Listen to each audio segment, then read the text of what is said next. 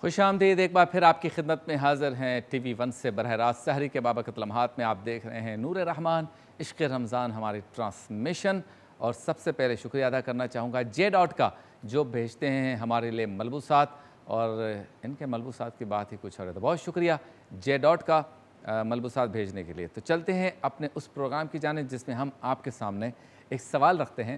ہماری ٹیلی vision screen پہ وہ سوال چل رہا ہوتا ہے، ساتھ ساتھ ٹیلی فون لائنز ہماری کھلی رہتی ہیں، اور ہم چاہتے ہیں کہ اس کا جواب آپ دیں، اپنے خیالات کا اظہار کریں اور ایکسپریس کریں اپنے ویوز کو۔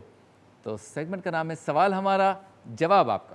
میرا سوال نہ ٹالے، بہت اداس ہوں میں۔ سوال ہمارا، جواب آپ کا میں سوال یہ ہے کہ عموماً لوگوں کو رمضان میں تراویح کے لیے مسجد کی جانب جاتے ہوئے سستی کیوں ہوتی ہے؟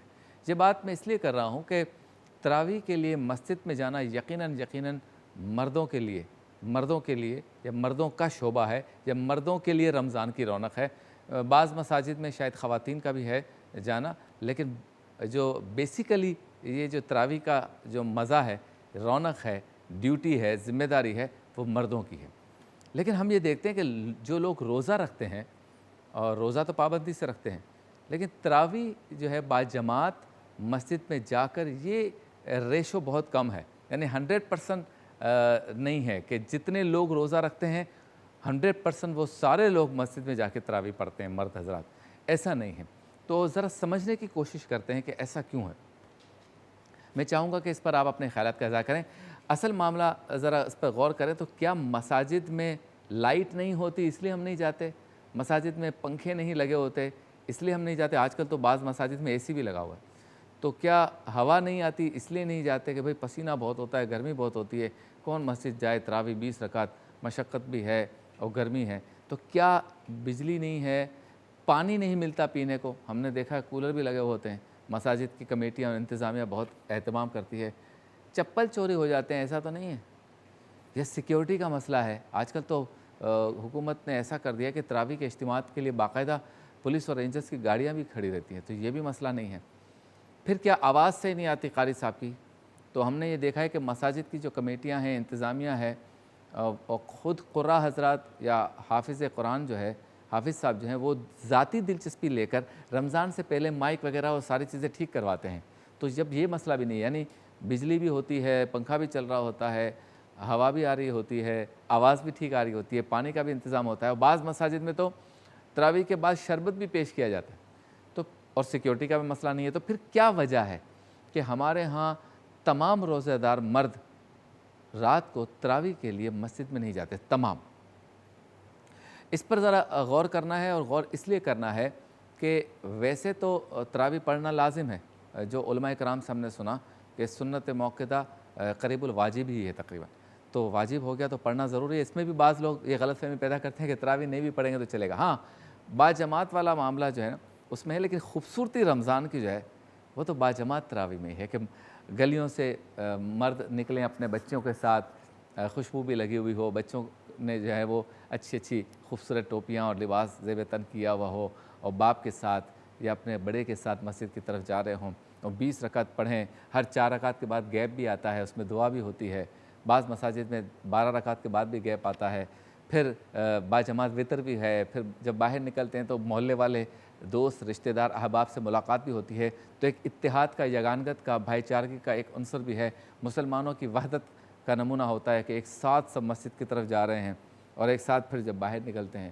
تو میں یہ سمجھنے سے قاصر ہوں کہ ایسا کیوں ہے کہ لوگ تراویح کے لیے مسجد بہت زیادہ جو ہے وہ انہماک سے نہیں جاتے۔ جن کو شوق ہے، اس میں کوئی شک نہیں، جن کو شوق ہے وہ تو ہر سال انتظار کرتے ہیں کہ اس سال بس یہ رمضان آئے گی، وہی تراویحیں ہوں گی، وہی مسجد جائیں گے رات کو دیر تک۔ پھر بعض مساجد میں تو تراویح کے بعد جو ہے وہ درس بھی ہوتا ہے۔ اور جب درس قرآن ہے تو پھر وہ ساری تھکن دور کر دیتا ہے، کیونکہ اب آپ نے تراویح کی نماز پڑھ لی، وطر ادا کر لیا، اب آپ بیٹھے ہیں تو عالم دین یا خطیب صاحب جو ہے وہ روزانہ جو کچھ انہوں نے پڑھایا قرآن عربی میں، اب اس کی تشریح بھی کر رہے ہیں، درس بھی دے رہے ہیں، تو ایک رونق بھی ہے، علم بھی ہے، روحانی کیف و سرور بھی ہے، اور مسجد میں بیٹھنے کا، اور پھر رمضان میں ہر عمل کا، ہر نیک عمل کا 70 گنا زیادہ ثواب ہے، اجر ہے. تو یہ ساری ایکسرسائز جو 2 گھنٹے آپ نے کی، اس کا جو اجر ملے گا وہ بھی کئی گنا زیادہ ہوگا.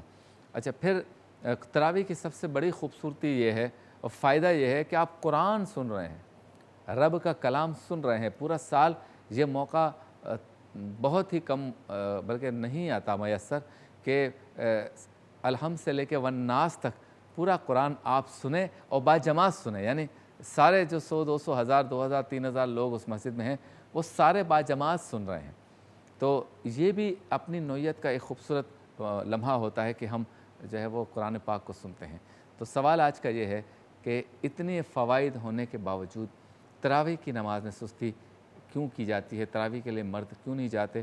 ٹیلی فون لائنز ہماری کھلی ہیں، اس پر گفتگو کیجیے، بات کیجیے کہ آخر کیا وجہ ہے کہ اس میں ذرا سی سستی کی جاتی ہے. ایک وقت ایسا تھا کہ جب مائک یا جو اسپیکر ہے اس کی کوالٹی ایسی نہیں تھی جیسے آج ہے.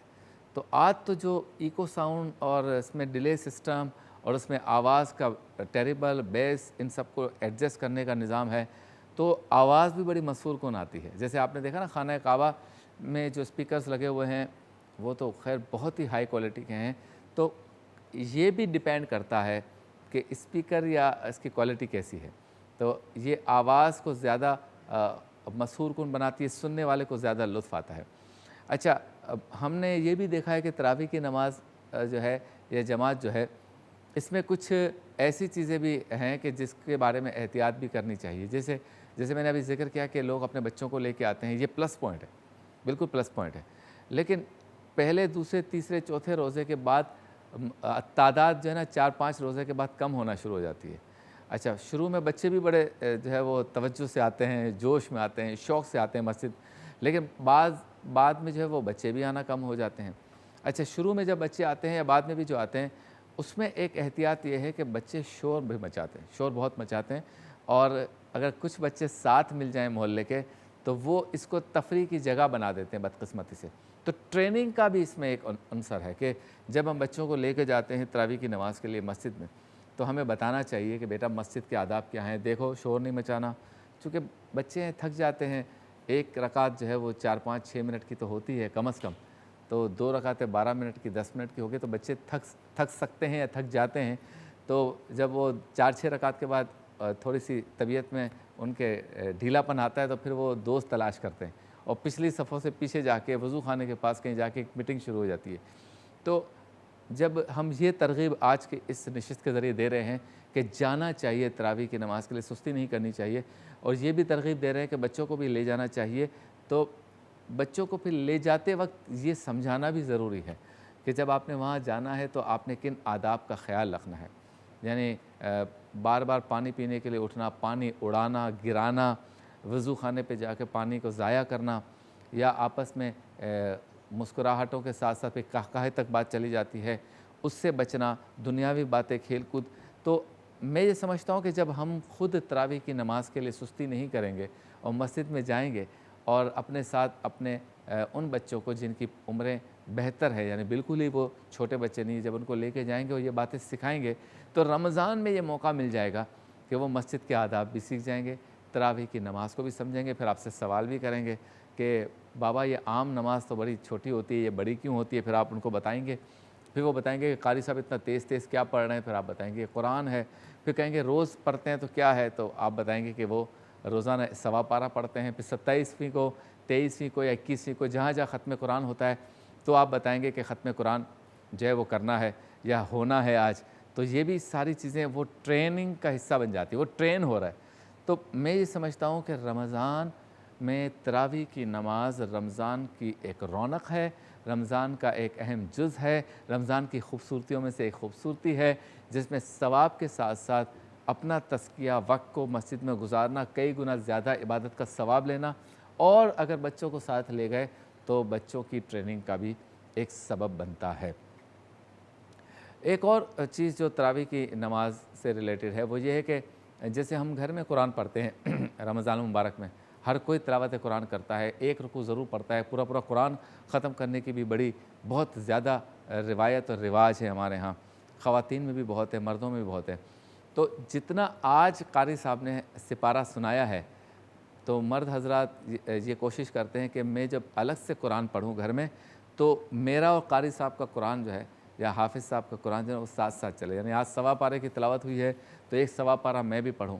تو اس طرح سے ایک پورا قرآن رمضان میں آپ نے سنا اور ایک پورا قرآن رمضان میں آپ نے خود پڑھا، تو 70 گنا والی چیز بھی اپنی جگہ پہ موجود ہے۔ سال میں ایک مہینہ ایسا آتا ہے کہ پورا قرآن پڑھنے کی سعادت اور موقع مل جاتا ہے۔ پھر جب بندہ قرآن پڑھتا ہے تو اس کی زبان میں جو ہے وہ ایک تاثیر پیدا ہوتی ہے، اس کی پاکیزگی، اس کی طہارت، اس کی افادیت، ان سب میں جو ہے وہ یقیناً اضافہ ہوتا ہے۔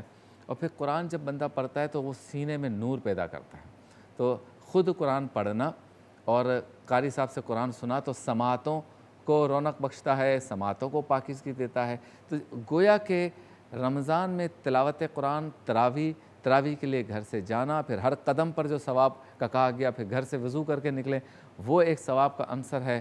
اور پھر تراویح کی جس کو عادت پڑ جائے نا، جو لوگ تراویح پڑھتے ہیں کئی سالوں سے یا پکی عمر سے لے کے اب تک مسلسل پڑھتے آئے ہیں، وہ میری اس بات سے اتفاق کریں گے کہ تراویح کی جس کو عادت پڑ جائے، تراویح کے ذوق کو جو بندہ سمجھ جائے، وہ پھر انتظار کرتا ہے رمضان کا۔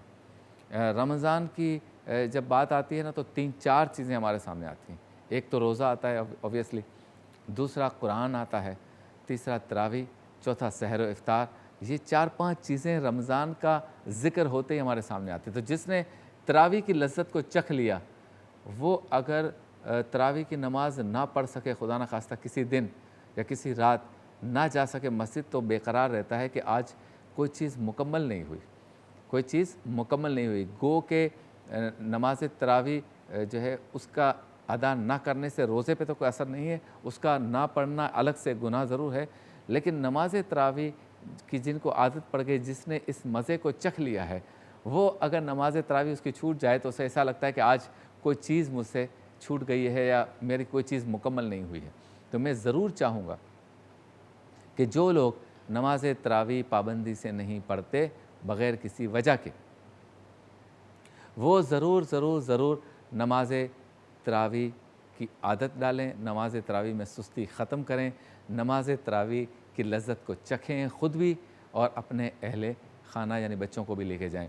نماز تراویح سے جب واپس آئیں تو پھر آپ اپنے چہرے کو دیکھیں، اپنے جسم کو دیکھیں، اپنے قلب کو دیکھیں، پھر آپ کے پاس سحری تک ٹائم ہے، کوئی اور عبادت کریں، آرام کریں، اور کچھ اور بھی چیزیں اس کے ساتھ خاص ہو جاتی ہیں۔